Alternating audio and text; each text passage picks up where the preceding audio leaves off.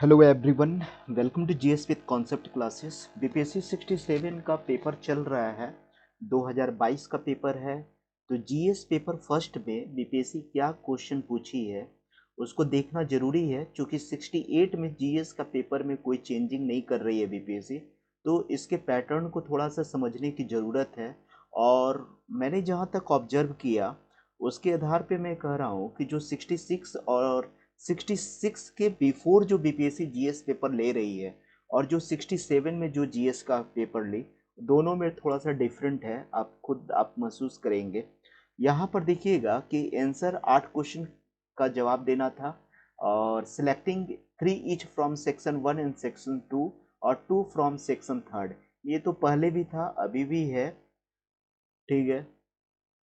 और बीपीएससी का सिलेबस इसी तरीके से है, लेकिन क्वेश्चन का मोड में चेंजिंग की है बीपीएससी। जैसे आप फर्स्ट क्वेश्चन को देख सकते हैं कि भारतीय राष्ट्रीय कांग्रेस की स्थापना के लिए उत्तरदायी कारकों का उल्लेख करें, प्रारंभिक राष्ट्रवादियों के प्रति ब्रिटिश नीतियों की चर्चा करें। यानी इसमें भारतीय राष्ट्रीय कांग्रेस की जो स्थापना 28 दिसंबर 1885 ईस्वी को हुआ, उसकी स्थापना के लिए कौन सा रिस्पॉन्सिबल फैक्टर था, यानी भारतीय राष्ट्रीय कांग्रेस की स्थापना क्यों किया गया था, उसके कारक का उल्लेख करना था। और प्रारंभिक राष्ट्रवादियों के प्रति ब्रिटिश नीति की चर्चा करना था। यानी जो प्रारंभिक राष्ट्रवादी थे, चाहे उदारवादी पार्टी के समर्थक थे, चाहे उग्रवादी जो थे, तो उदारवादी और उग्रवादियों के प्रति जो ब्रिटिश पॉलिसी आई उस पर चर्चा करना था। तो ये क्वेश्चन अपने आप में बीपीएससी के पॉइंट ऑफ व्यू से यूनिक क्वेश्चन है। ऐसे तो यूपीएससी में इस टाइप का क्वेश्चन पूछता ही है, लेकिन बीपीएससी के पॉइंट ऑफ व्यू से थोड़ा सा यूनिक क्वेश्चन है। सेकंड क्वेश्चन है कि 1857 से 1947 के मध्य बिहार में पाश्चात्य और एवं तकनीकी शिक्षा के विस्तार के क्रम को अनुरेखित करना था।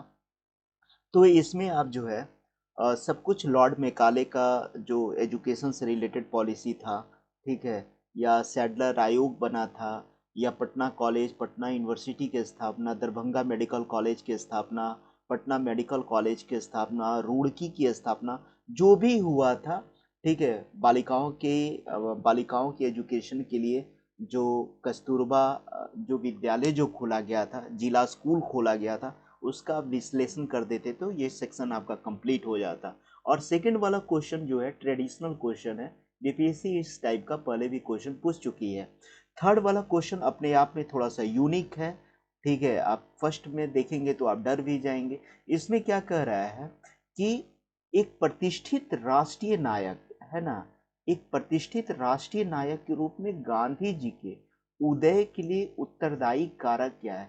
यानी भारत के राष्ट्रीय आंदोलन के इतिहास में ही केवल नहीं पूछ रहा है, एक प्रतिष्ठित राष्ट्रीय नायक के रूप में आपको साउथ अफ्रीका में जो रंगभेद नीति के खिलाफ जो गांधी जी अपना मूवमेंट स्टार्ट किए थे, वहां से स्टार्ट करते हुए आपको 1917 का चंपारण सत्याग्रह, अहमदाबाद मिल मजदूरों का आंदोलन, खेड़ा आंदोलन, और जितने भी तमाम इधर आंदोलन किए गए गांधी जी के द्वारा, असहयोग आंदोलन, सविनय अवज्ञा आंदोलन, भारत छोड़ो आंदोलन, इन सब के प्रति गांधी जी का जो रोल रहा, वो इतने इतने जो है, गांधी जी जो है फ्रंट लाइन पे कैसे काम किए।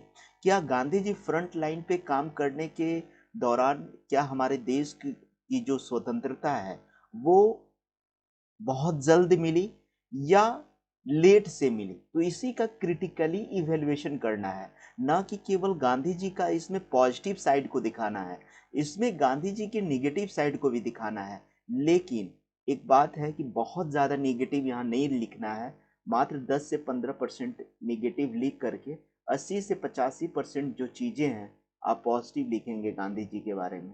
ठीक है, तो ये चीज़ें हैं। तो आलोचनात्मक विश्लेषण कहीं कहीं जैसे कि गांधी जी की आलोचना की गई है किसी किसी आंदोलन में, जैसे कि असहयोग आंदोलन हुआ था, तो उसमें गांधी जी 5 फरवरी 1922 को जो चौरी चौरा कांड हुआ था, उसके बाद सडनली जो है अपने मूवमेंट को रोक दिए थे, जिसके आधार पे गांधी जी की आलोचना भी की जाती है। तो उन सारे पॉइंटों को लिख देना चाहिए था आपको। उसके पश्चात जो है यहाँ पर देखिए 1942 ईस्वी के भारत छोड़ो आंदोलन पे एक निबंध लिखना था क्या ये एक अनायास होने वाला आंदोलन था? तो ये ट्रेडिशनल ही क्वेश्चन कहा जाएगा। नेक्स्ट है मौर्यकालीन कला की प्रमुख विशेषता का वर्णन करें।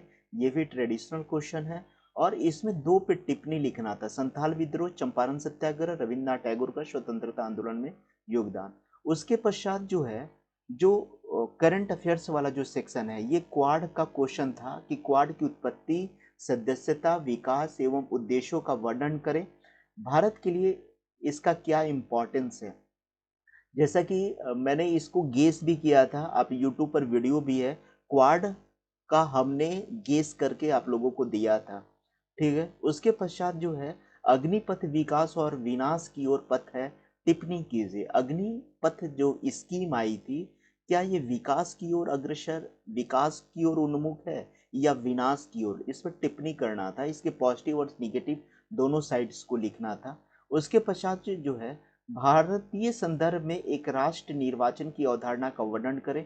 इसके पक्ष और विपक्ष में अपने तर्क दीजिए। यानी इसमें जो है, एक राष्ट्र एक निर्वाचन, यानी जो इंडिया में जो लोकसभा और सभी राज्यों में जो विधानसभा का इलेक्शन होता है, सभी को एक साथ मर्ज करके किया जाए, जिससे समय और धन बल का ज़्यादा खपत ना हो। तो इसके पक्ष में भी तर्क देना है और विपक्ष में भी तर्क देना है। उसके पश्चात जो है, रूस यूक्रेन वाला भी हमने गेस किया था। ठीक है, रूस यूक्रेन के मध्य युद्ध का मूल कारण क्या है, भारत के विशेष संदर्भ में विश्व के राष्ट्रों पर इसके प्रभाव का वर्णन करें। ठीक है, उसके पश्चात प्राय यह आरोप लगाया जाता है कि सत्ताधारी दल में अपने निहित स्वार्थों एवं संवैधानिक संस्थाओं का दुरुपयोग करता है। क्या आप इस मत से सहमत हैं? अपने उत्तर के पक्ष में तर्क दीजिए। बहुत स्टैंडर्ड क्वेश्चन है। जैसा, क्या यह आरोप लगाया जाता है कि सत्ताधारी दल अपने निहित स्वार्थों हेतु संवैधानिक संस्थाओं का दुरुपयोग करता है? क्या आप इस मत से सहमत है कि अपने उत्तर के पक्ष में तर्क दीजिए। जैसे कि कांग्रेस पार्टी अभी आरोप लगाती है बीजेपी पार्टी पर कि जितने भी कॉन्स्टिट्यूशनल बॉडी हैं, चाहे वित्त आयोग हो, ठीक है, चाहे आरबीआई हो, वगैरह जितने भी अंतर्राज्यीय परिषद हो, इन सारे जितने भी कॉन्स्टिट्यूशनल बॉडीज़ हैं, संवैधानिक संस्थाएं हैं, उस पर बीजेपी का बहुत ज़्यादा नियंत्रण चलता है। तो ये कितना उचित है, इस पे देना था। और ये भी क्वेश्चन काफ़ी ज़्यादा स्टैंडर्ड है। और मैं तो कहता हूँ कि ऐसे ऐसे क्वेश्चन, जो ये वाला जो क्वेश्चन था ना, इस टाइप के क्वेश्चन को अटेम्प्ट लेने से मार्क्स आपका काफ़ी अच्छा लिख बन सकता है, बशर्ते आप किसी भी पार्टी पे 100% एलिगेशन नहीं लगाते। तो इस क्वेश्चन का आंसर बहुत अच्छे तरीके से लिखा जा सकता है। ठीक है, फिर हम लोग जो है, डीआई का एक मैंने सॉल्यूशन करके आप लोग को दिया है, और भी मैं डीआई का सॉल्व करके मैं आप लोगों को दूंगा। और नेक्स्ट जो जीएस पेपर वाला जो पेपर है, उसको भी हम डाल दे रहे हैं चैनल पर। ठीक है, थैंक यू वेरी मच। और एक चीज़ इंस्ट्रक्शन है आप लोगों के लिए, ये सब क्वेश्चन को आत्मसात कीजिए। और ये 68 बीपीएससी में क्वेश्चन का पैटर्न का क्या प्रारूप प्रारूप होगा, वो इसको इंडिकेट करता है। Thank you very much.